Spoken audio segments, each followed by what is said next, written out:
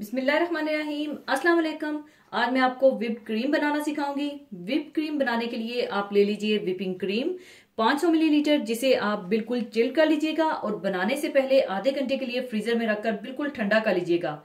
और 4 tablespoon powder sugar. और whipped cream में आप अपनी मर्जी से इसमें जो फ्लेवर डालना चाहें डाल सकते हैं, मसलन mango, strawberry, almond, pineapple, lemon या वनीला। और मैं इसमें वनीला का फ्लेवर दूंगी, जो कि मैं 1 टेबलस्पून वनीला एसेंस ले रही हूँ। और व्हिप्ड क्रीम बनाने के लिए ये बात हमेशा याद रखिए, जिस बोल में आपने व्हिप्ड क्रीम बनानी हो उसे बिल्कुल ठंडा और चिल्ड होना चाहिए। और व्हिप्ड क्रीम बनाने के लिए सबसे पहले आप आधे घंटे के लिए क्रीम और जिस बर्तन में आपने बनाना हो दोनों को फ्रीजर में रखकर ठंडा कर लीजिएगा। सबसे पहले आप क्रीम डाल लें।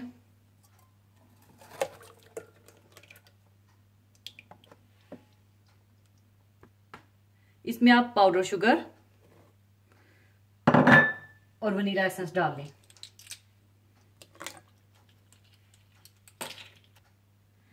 अब आप इसे उस वक्त तक व्हिप करें जब तक कि इसका वॉल्यूम डबल हो जाए और ये फ्लफी हो जाए।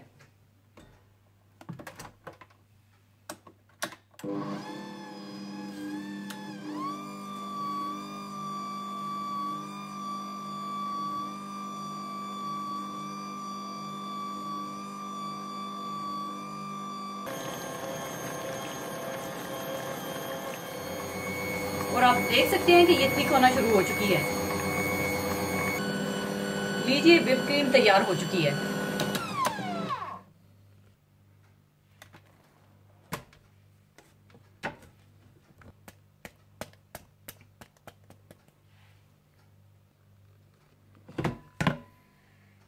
लीजिए, व्हिप्ड क्रीम तैयार है। और बोल को उल्टा करके चेक करें, अगर क्रीम साथ चिपकी रहे तो इसका मतलब है व्हिप्ड क्रीम तैयार है।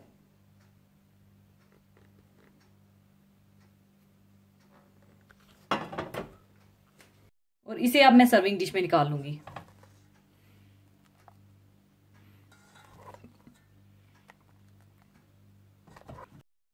इसे आप चाहें तो पाइपिंग बैग में डालकर फ्रूट्स पर भी डाल सकते हैं।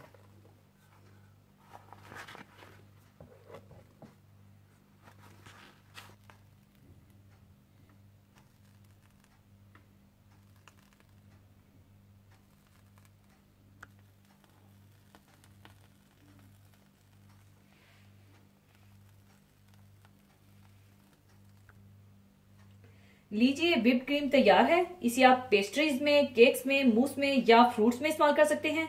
तो जरूर बनाइएगा। और जाने से पहले एक हदीस पाक शेयर करना चाहूंगी। हदीस पाक इस तरह से है।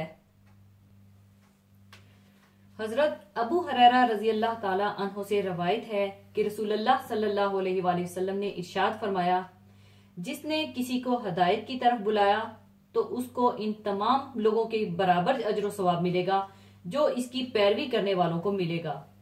ये इनके अजरों से कुछ कमी नहीं करेगा। और जो किसी को किसी गुमराही की तरफ बुलाएगा तो उस पर उन तमाम लोगों के गुनाहों का इतना वबाल ही होगा जो उसकी पैरवी करने वालों को गुनाह करने का होगा। ये उनके गुनाहों में से कुछ कमी नहीं करेगा। अल्लाह के दीन को इस दुनिया में जारी और सारी करना, इसके दीन को कायम रखने के लिए तन मन धन लगा देना, उसके दीन को अमलन नाफिज करने के अज़म को अपनी जिंदगी का नस्बुलैन बना लेना, मुआशरे में नेकियों को फैलाने और बुराइयों को खत्म करने की कोशिश करना, आखिरत में अल्लाह ताला को राजी करने के हुसूल को अपनी जिंदगी का मकसद बना लेना एक मोमिन के लिए सबसे बड़ी सादत है।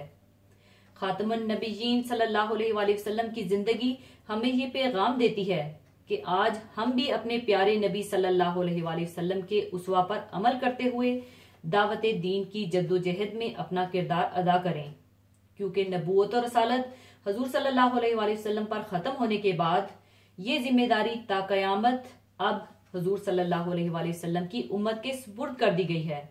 और दरअसल ये इस उम्मत की बहुत बड़ी फजीलत है। कुरान शरीफ में इसी काम और इसी दावत को इस उम्मत के वजूद का मकसद बतलाया गया है। जैसा कि कुरान मजीद में इरशाद है, तुम बेहतरीन उम्मत हो जिन्हें लोगों की हदायत के लिए दुनिया में भेजा गया है। तुम नेकी का हुक्म देते और बुराई से रोकते हो।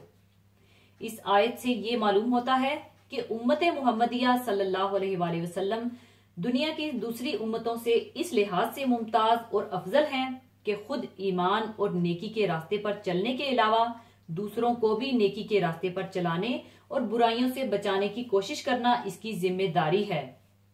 आज मुसलमानों पर जो मुसीबतें, तकलीफें और जिल्लतें मुसल्लत हैं, इसकी सबसे बड़ी वजह यही है कि हम दीन की खिदमत, दावत और इस्लाह व हदायत के काम को छोड़े हुए हैं, जिसके लिए हम पैदा किए गए हैं और खत्मे नबूवत के बाद जिसके हम मुकम्मल जिम्मेदार बना दिए गए हैं। आइए अहद करें कि आइंदा हम इस फर्ज से गाफिल नहीं होंगे। अल्लाह ताला हमारा मददगार हो, आमीन। इसी के साथ मैं आपसे इजाजत चाहूंगी। अपना बहुत ख्याल रखिएगा, दुआओं में याद रखिएगा। अल्लाह हाफिज।